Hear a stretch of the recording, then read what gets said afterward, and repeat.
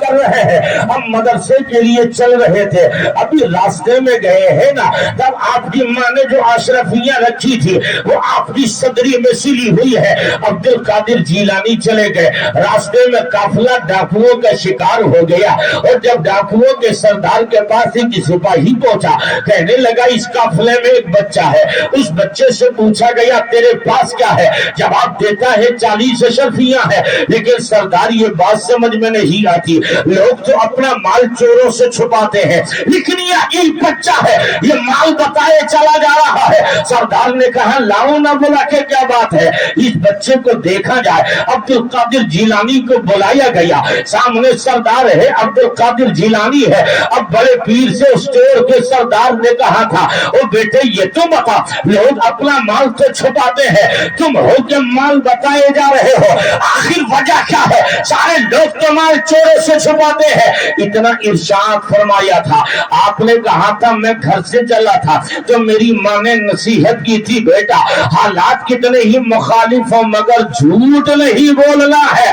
اب میں نے کہا عبد القادر کی ماں, یہ معاملہ کھل رہا ہے, یہ راز سمجھ میں آ رہا ہے. جب ہم اپنے بچوں کو مدرسے بھیجے تو کہتے ہیں بیٹا دل لگا کے پڑھنا, محنت سے پڑھنا, اور تم نے کہا بیٹا جھوٹ نہ بولنا. اس سے پتہ یہ چلا جب مصطفیٰ کی بیٹی ام الخیر کی نگاہ کا یہ عالم ہے تو مدینے والے مصطفیٰ کی نگاہ کا عالم کیا ہوگا. جنہوں نے پاک کو دیکھ لیا اور دیکھ کر کے پہچان لیا, قریب گئے اور جا کر کہا تھا السلام علیکم ورحمت اللہ. جواب ملتا ہے تو بڑے پیر کو ٹک ٹکی باندھ کے وہ تاجر دیکھتے رہے, دیکھتے رہے, دیکھتے رہے, اور جب دیکھتے رہے کہ کافی ٹائم ہو گیا, اس کے بعد بڑے پیر ارشاد فرماتے ہیں کیا بات ہے, اس قدر ٹک ٹکی باندھ کر کیوں دیکھا جا رہا ہے؟ تمام لوگوں نے تو ان تمام تاجروں نے کہا تھا اے بیٹے عبد القادر جیلانی ہمیں جانتے ہو؟ عرض کیا نہیں. بڑے پیر سے ارشاد فرمایا ان تاجروں نے, اے بیٹے عبد القادر تم ہمارے پڑوسی ہو, ہم تمہارے پڑوسی ہیں, تمہارا گھر ہمارے گھر کے برابر میں ہے. اب میں آپ سے کہوں لوگوں, اگر پردیش میں کوئی اپنے علاقے کا مل جاتا ہے تو ایسا لگتا ہے بالکل گاؤں کا مل گیا ہے, اگر کوئی گاؤں کا ہو تو ایسا لگتا ہے بالکل اپنے گھر کا بندہ مل گیا ہے.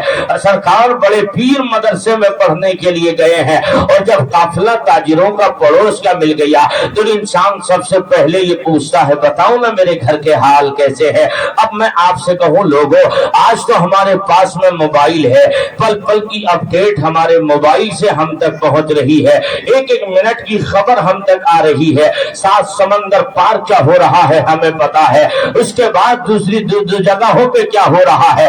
جب واپس میں باہر اس کے بعد جب واپس آپ آئیں گے تب آپ دیکھیے ایئرپورٹ پہ اتر رہے ہیں, اگر لینے کے لیے آپ کا بھائی گیا ہو, لینے کے لیے آپ کی ماں گئی ہو, اگر ریسیو کرنے آپ کی بیوی بچے بھی ہو, سب کے سب آپ کو لینے گئے ہو, تب دیکھنا اس وقت میں للچائی نظریں کس کی ہیں, اس وقت میں تجھے پتا چلے گا. جیسے ایئرپورٹ سے باہر نکلے گا نا تب تجھے سمجھ میں آئے گا ممتا کیا چیز ہے.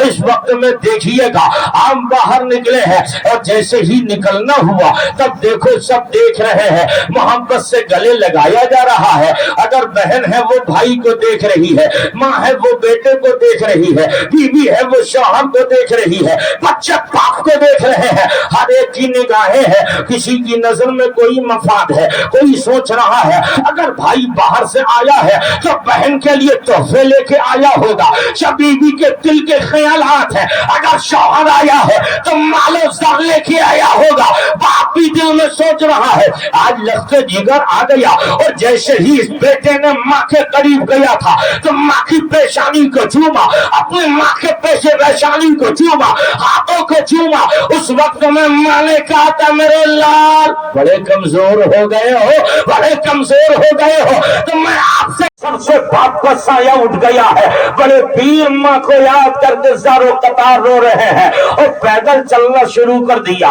अब इरादा तालीम का रोक दिया कि मैं पहले माँ को देख कर आ जाऊं, अगर माँ इंतकाल कर गई हो तो मैं उसे दफन करके आ जाऊंगा। अब न जाने दिल में कितने ख्याल उठ रहे होंगे बड़े पीर के, और सोच रहे होंगे काश अगर मैं माँ के पास होता, अगर मेरी माँ को पानी की जरूरत हुई होगी तो मेरी माँ पानी की वजह से सिसक सिसक के दम निकल गया होगा। उस वक्त में कोई पानी पिलाने वाला वहां नहीं था। अगर मेरी माँ को खाने के लिए भूख लगी होगी तो वहां कोई खाना खिला बना के पी लेते हैं, फिर अल्लाह अल्लाह में लग जाते हैं। आप कभी कभी बेहोशी का आलम आप पे रहता तो आप कई कई दिन तक बेहोश रहते, और जब होश आता तो अब्दुल कादिर अपने मौला को मनाने में लग जाते। अब तकरीबन 25 साल तक मदाइन के जंगलों में रहे हैं, और जब मदाइन के जंगलों में रहते रहे, हिस्ट्री ने लिखा, सरकार बगदाद कहते हैं जब मैं वहां से वापस आने लगा तो मैं मदाइन के जंगल के बीचों बीच बैठकर अपने मौला को याद कर रहा था, अल्लाह की ज़रब लगा रहा था, अल्लाह अल्लाह कह रहा था। और जब मैं अपनी मस्ती में अपने रब को याद कर रहा था तो जंगल के जानवर हाजिर हो गए और हल्का बना के मुझे बीच में कर लिया, और मैं बोल रहा था अल्लाह अल्लाह अल्लाह बोलता रहा। तो जैसे जैसे मेरी जबान से अल्लाह अल्लाह निकल रहा था, मेरी आवाज, उस जमाने में कोई मोबाइल का बंदोबस्त नहीं था, उस जमाने में सवारियों का कोई इंतजाम खास नहीं था, लेकिन बड़े पीर इरशाद फरमाते हैं बताओ ना, जब तुम पड़ोस से आए हो तो मेरी माँ का हाल क्या है। इसलिए कि माँ को 78 साल के बुढ़ापे में गौस पाक छोड़ के आए हैं,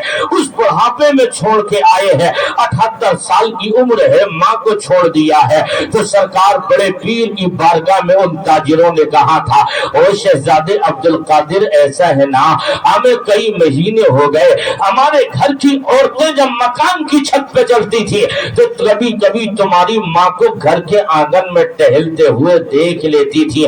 बता रहा है ये सरकार बड़े पीर की माँ बता रही है।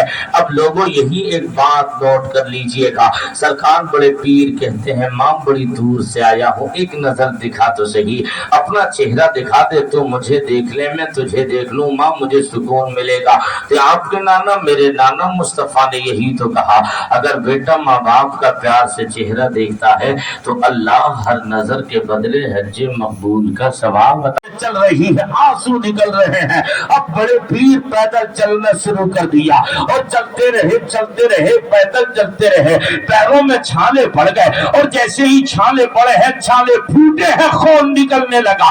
बतन इजाजत न देता कदम आगे बढ़ाए, बतन इजाजत न देता है आगे बढ़ो, लेकिन इतने में माँ का प्यार कहता है ए अब्दुल कादिर क्या कर रहे हो। ये वो माँ है ना जिस माँ ने तेरे लिए 9 महीने तक मशक्कत उठाई है, तुझे पेट में रखा है, तुझे दर्द ज़िफ़ बर्दाश्त किया है तब तू दुनिया में आया है, 70 मौत के झटके बर्दाश्त किए हैं तब तूने जन्म लिया है।